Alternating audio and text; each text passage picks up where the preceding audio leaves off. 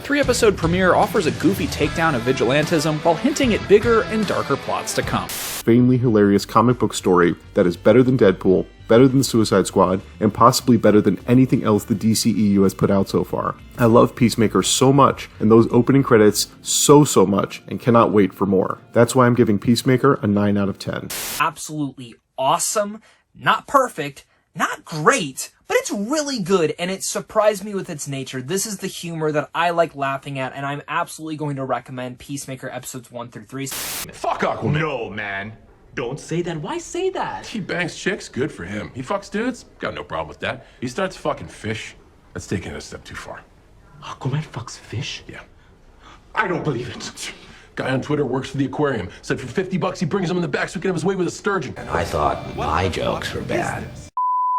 So the HBO Max original series Peacemaker has premiered with the first 3 episodes. If you didn't know, Peacemaker was a character featured in James Gunn's Suicide Squad movie, and the show picks up right where the movie left off. Now if you haven't seen the Suicide Squad, don't worry, the show does a quick recap of it in the beginning of the first episode to get you up to speed. But to put it briefly, Peacemaker was released from the hospital, and then is forced to work with a new team on an operation called Project Butterfly. He's given very little information about it, but as the episodes unfold, we start to get an idea of what it is, all the while Peacemaker himself starts to have an inner conflict about what he's been doing. Now ever since this was announced, which was back before the Suicide Squad movie even came out, I couldn't really wrap my head around the show starring this character. And then after the movie released, I ended up liking John Cena as Peacemaker, but I still couldn't see a whole show about this character. Now I haven't seen the first 3 episodes, I can honestly say I'm not into it. I think I must be missing something because after viewing these episodes, I'm just not that invested. Before I start sounding too negative, let me just mention the things I do like, and things I think the show does well. I think John Cena is just as good here as he was in the movie, although his character is a bit more comedic. The rest of the cast so far is serviceable. I don't hate anyone, but no one really stands out to me. Not gonna lie, outside of Peacemaker and Vigilante, I don't find any other characters interesting or as entertaining. I'm hoping that changes soon. Although the production is great, from the sets to the outfits to the special effects and CGI, it all looks good. Nothing seems cheap or low budget. Looks better than any other DC show like Titans and better than anything on the CW. Also, the action is pretty good. I think the fight scenes are fun, bloody, and creative. Similar to the Suicide Squad movie, but a little less gory. And I'm loving the music selection here. Sure, it's mostly licensed music from bands, but hey, they work. Although there are a few rock covers of songs here that took me by surprise. Like they had a rock cover of Drag Me Down and Foster the People's Pumped Up Kicks. Was kind of strange, but I thought it worked. So all that is fine. Has a good look, has some good action, has some good music. So it's definitely a pretty well made show in terms of production value. Now what doesn't work for me, and why I'm having a hard time getting into it, is that this very much feels like an extension of the Suicide Squad movie. No shit, right? Not only because the character is from that movie, but because James Gunn is heavily involved in the series. He wrote and directed these first 3 episodes, and I believe he wrote and directed a few more that have yet to air. And that's probably why I can't exactly get into it. I'm not the biggest fan of James Gunn's raunchy, vulgar, sexual, and explicit humor. And just like his Suicide Squad movie, this show is chock full of them. I just don't really think a lot of these jokes land. Similar to the Suicide Squad, some of these jokes just drag on for a bit too long. And there are several attempts at humor here that just didn't make me laugh at all. That's an attractive couple, and that one looks like it came out of them, but the other one looks like a butt baby. A butt baby. Yeah, my older brother told me there's 2 types of babies. One that comes out normal, and then butt babies. Worse in every way, they come out of a woman's butt. It's a bad joke.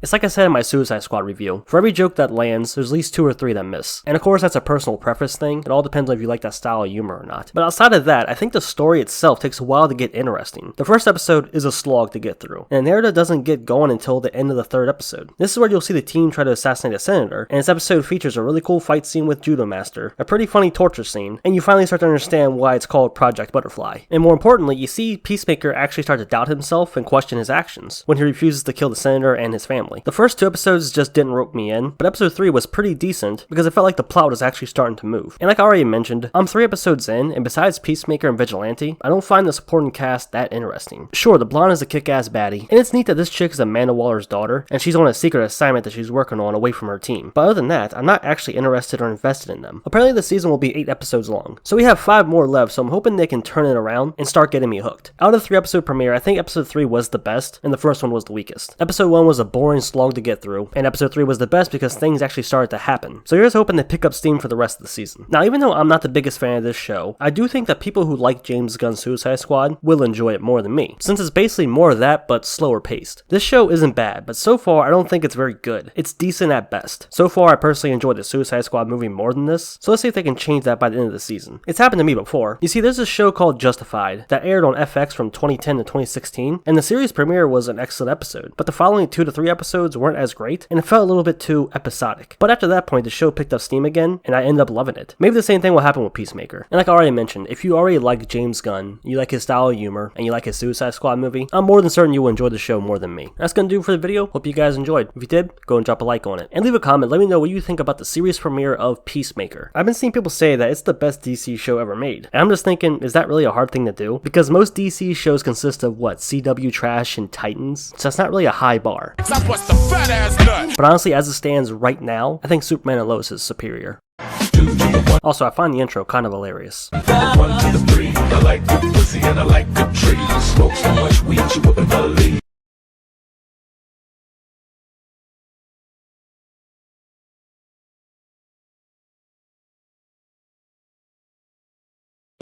Oh boy, my favorite seat. Oh.